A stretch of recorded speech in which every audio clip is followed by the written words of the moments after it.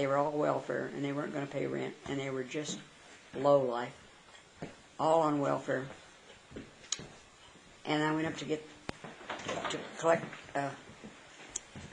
Anita's. I think her name was Anita. She had 3 little kids up there, all by different husbands. They were all.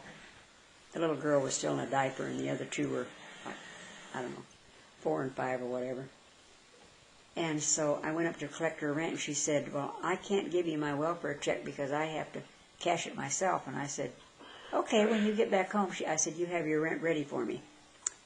So she came home, and she never came down, so I went up, and I said, I came to get the rent. And she said, you know what, I've just decided I'm not going to pay you rent. She said, all the rest of these people here are not paying rent, and they're living here, and I'm not going to pay you either. And I said, well, I guess I'll have to give you a notice to move then. And I tell you, that night I was so down. I thought, you know, Lord, are you really there? Lord, are you really there? I said, Lord, you promised me you would not give me any more than I can bear, and I can't bear her another day. And I can't believe it, but I went to bed, and first good night's sleep I had. I went right straight to sleep, slept all night long, didn't even wake up till 9 o'clock the next morning. My neighbor was banging on my door. Mrs. Rogers, your apartment's on fire.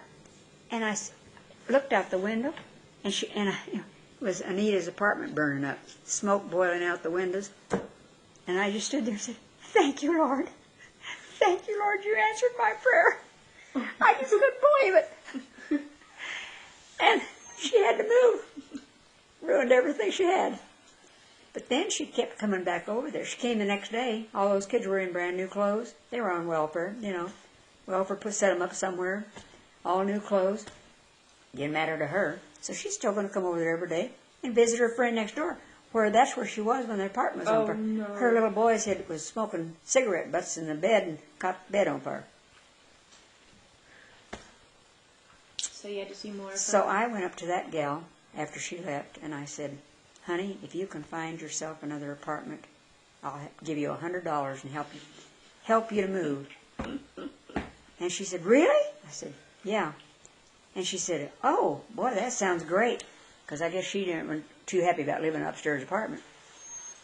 So in a day or two, she'd come and said, I found myself another place. And I said, wonderful. I said, now I'll tell you, this is what has to be done. When you're completely moved out and I've checked the apartment, I will give you the $100. So she didn't even start moving that day when she's supposed to move, till 4 o'clock. And she took one little truckload and another little truckload and her friend. So at midnight, here she was, still moving. So I was sitting out there in the patio. And she said, well, I'm out. And I said, is everything that you want out of the apartment out of there? And, well, no, I still have some clothes up there and different things. But she said, I'm all out but that. And I said, no, that wasn't our agreement. When everything is out, you show me. Well, I think that's the stupidest thing I've heard. You think I'm going to come back, move back in? I said, I don't trust anybody at this time, at this point. I said, everybody here I don't trust anybody. I said, no. And she said, well, you're just, bleh.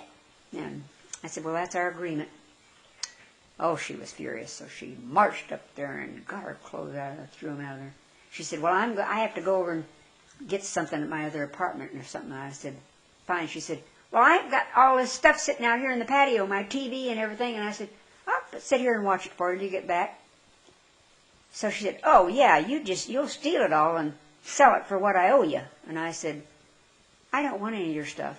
I said, I don't want any of your stuff. I'll watch over it till you get back.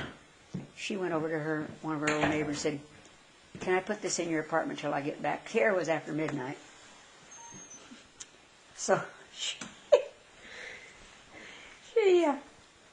I don't even know if she got out that night. I think it was the next morning. Did she get her $100? The next morning, she says, all right, I got everything out now. And I said, okay. So we went up.